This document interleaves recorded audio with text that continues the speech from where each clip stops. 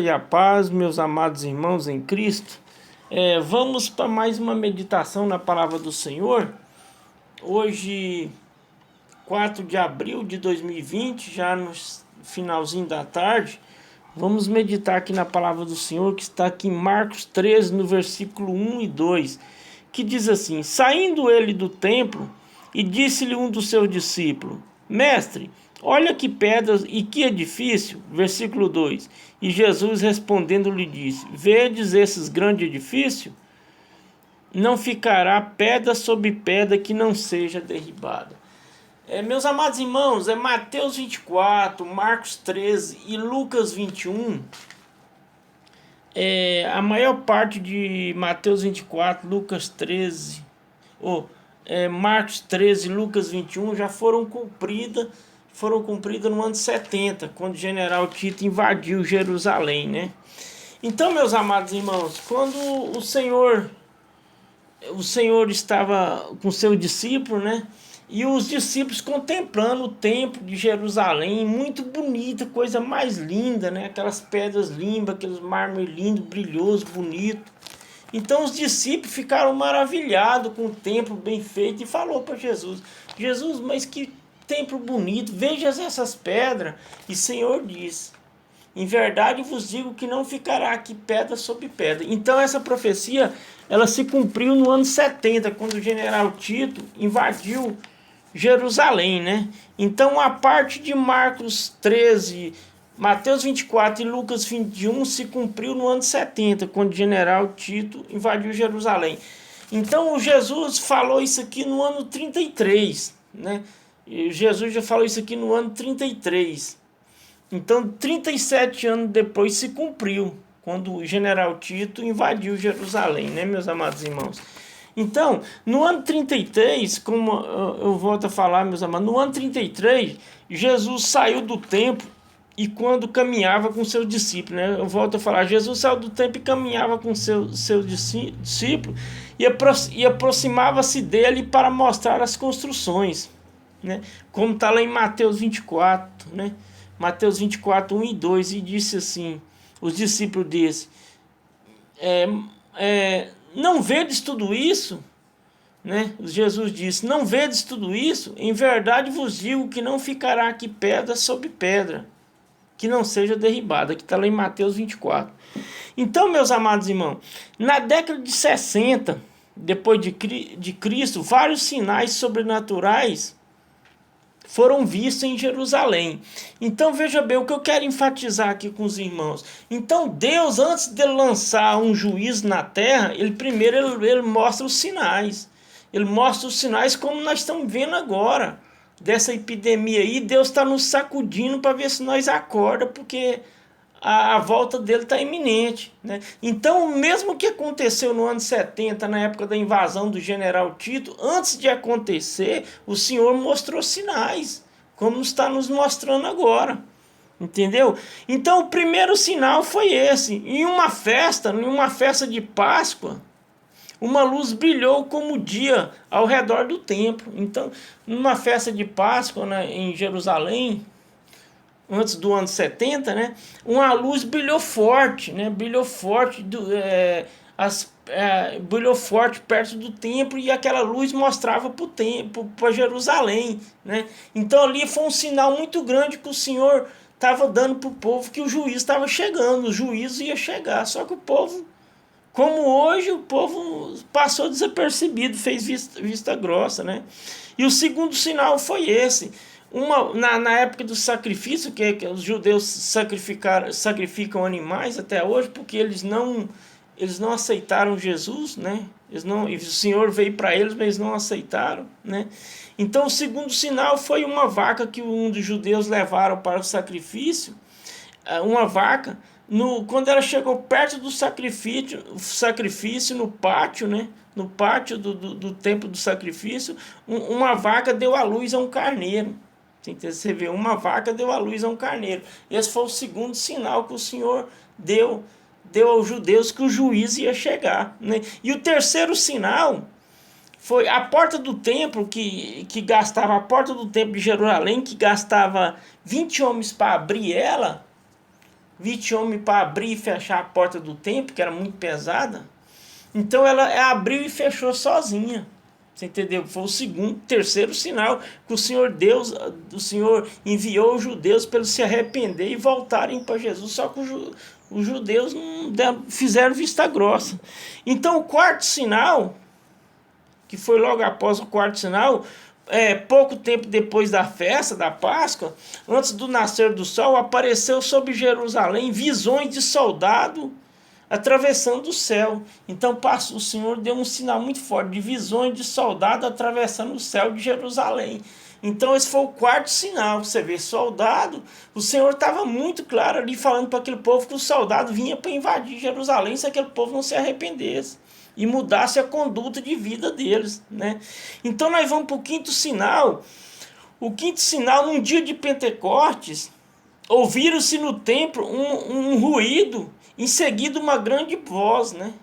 No templo de Jerusalém se ouve um ruído muito forte, em seguida do ruído veio uma grande voz nos dizendo: saiamos daqui. Então aquela voz, o Senhor enviou, mas os judeus não sabiam de onde vinham aquelas vozes, eles ficou atônitos, eles não sabiam de onde vinha. Então, meus amados irmãos, então esses sinais foram enviados aos judeus antes de Deus lavrar o juízo. Então, da mesma forma que aconteceu no ano 70, com a invasão do general Tito a Jerusalém, vai acontecer após o arrebatamento da igreja. O Senhor está nos dando o sinal através dessa peste que está aí, para nós, as pessoas que estão afastadas dos caminhos do Senhor, as pessoas que não aceitaram o Senhor como único e suficiente Salvador, que venham para os caminhos do Senhor, que o Senhor vai lavrar o juízo. É um grande sinal que o Senhor está dando. Entendeu? Então, meus amados, os judeus, sem levar em conta esses sinais, como eu volto a falar, eles só pensavam em se livrar do domínio romano, né? Em que eles estavam recebendo de Roma. Então, meus amados irmãos, o imperador Nero de imediato convoca o general Vespasiano e manda para a guerra, né? Nero ficou sabendo da rebelião dos judeus e ele convocou imediatamente o general Vespasiano e mandou para a guerra. Você entendeu? Em 68 depois de Cristo, Nero morre, né? Nero morre e as religiões e as legiões do Oriente declaram Vespasiano como imperador. Então Vespasiano se tornou imperador, né? Assumiu o lugar, né? E seu filho Tito, filho de Vespasiano, seu filho Tito, com apenas 28 anos de idade, será o grande líder dos romanos nessa funesca guerra, né? O que quer dizer funesca? É algo mortal que provoca a morte. Então é algo que você vê, é uma funesca, quer dizer, é algo que vai provocar a morte, né? Este jovem Tito, corajoso general, marcha contra Jerusalém. General Tito marcha contra Jerusalém para invadir Jerusalém com cerca de 24 mil soldados. Veja bem aqui, eu quero enfatizar uma coisa. Veja bem que a visão que o Senhor mostrou no céu de Jerusalém, os soldados passando no céu de Jerusalém, aquela multidão de soldados. Olha aqui o que já trouxe para a realidade. O general Tito parte para Jerusalém com 24 mil soldados. Então veja bem que antes de lavrar o juízo, o Senhor dá-nos um sinal. E como eu volto a falar, ele está dando um sinal agora, com essa peste, né? É como eu volto a falar, as coisas não vão melhorar. As coisas agora, a tendência é piorar. Então, meus amados irmãos, vamos continuar. E os judeus tinham como principais vantagens enormes muralhas, né? Como Jerusalém era cercado por muros altos, né? Então eles acreditavam que aqueles muros não seriam derribados. Mas os romanos tinham máquinas de lançar pedras de 35 quilos, né? Os romanos foram preparados. Uma distância de 400 metros. E usavam enormes arietes, né? Para derrubar as muralhas, e os judeus se defendiam com artefatos e dados. O que quer dizer arietes? Arietes é uma máquina com um tronco grande, gigante, que derrubava portões e muralhas. Então, os romanos foram para essa guerra bem preparados. né? Eles foram para a guerra bem preparados. Então, o cenário para a ascensão do anticristo já está, a plataforma para a ascensão do anticristo já está pronta. Então, o que que impede? Impede os verdadeiros cristãos que estão na terra, né? Que Jesus vai tirar eles no arrebatamento. Então, quer dizer, após o arrebatamento, o anticristo vai comandar esse planeta, né? Por 7 anos. Né? Então a palavra do Senhor é bem clara. Então, meus amados irmãos, com a falta, o general Tito, ele sitiou Jerusalém, ele cercou Jerusalém. Ninguém saía, ninguém entrava. Quer dizer, o general Tito sitiou Jerusalém, cercou e colocou trincheira e tudo, ninguém sai, ninguém entra, nós vamos ficar aqui. Então, com vários tempos que eles estão lá, que o general Tito falou, nós vamos resistir eles aqui. Vamos ver até quando eles vão aguentar, né? Eu penso que o general Tito imaginou isso. Vamos ver até quando os judeus vão aguentar.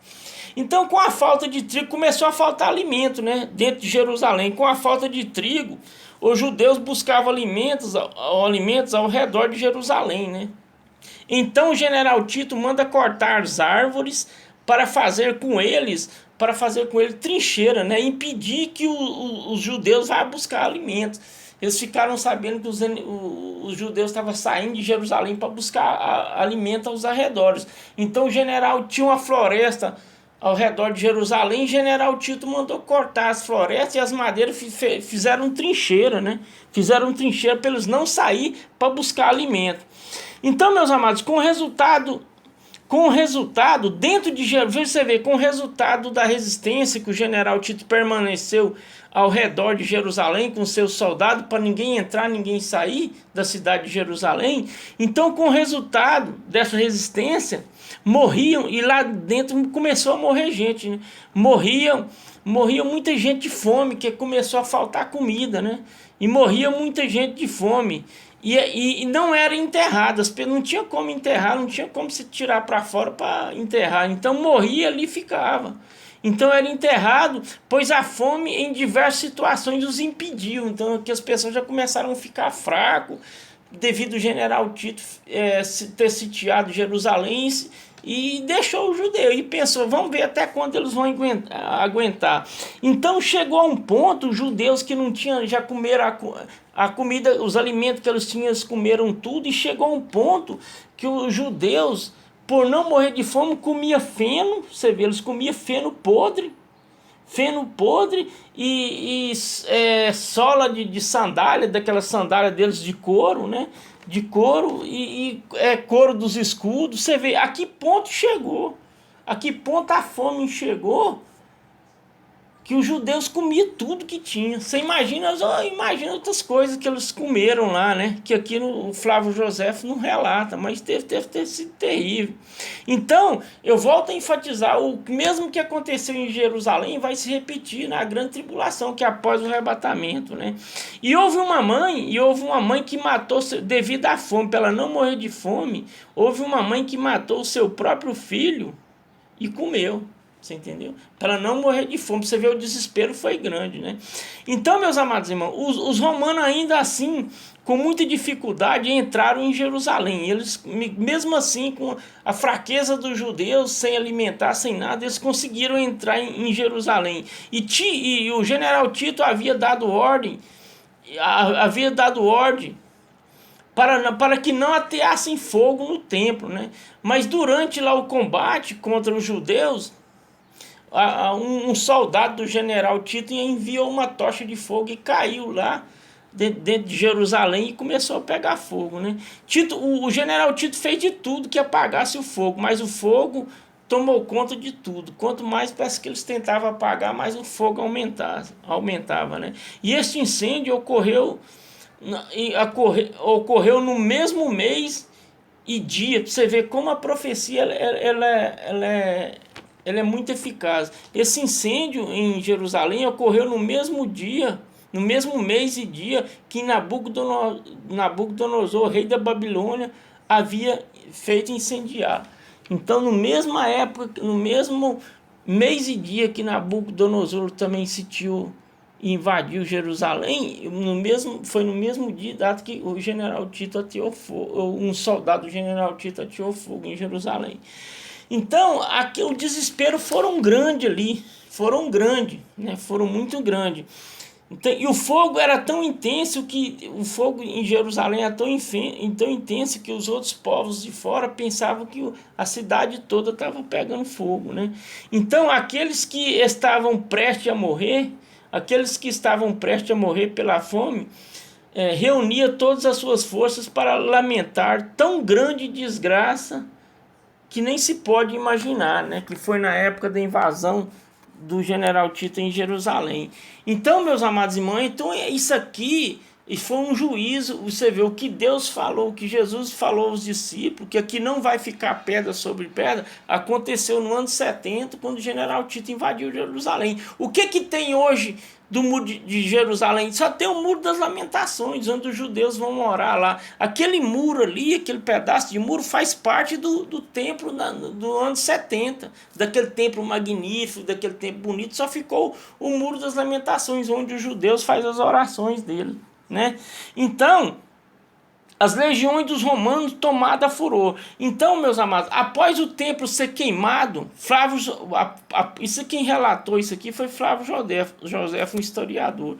Então, após o templo ser queimado, Flávio Joséfo diz que apareceu uma estrela no céu em forma de espada e foi vista durante um ano. Mais um sinal, depois do juízo, o Senhor mostrou um sinal no céu de uma espada que foi vista há mais de um ano. Essa espada lá no céu, que é sinal de juízo. Então a gente pode relatar lá em Mateus 24, 20, que diz assim: então aparecerá no céu o sinal do Filho do Homem.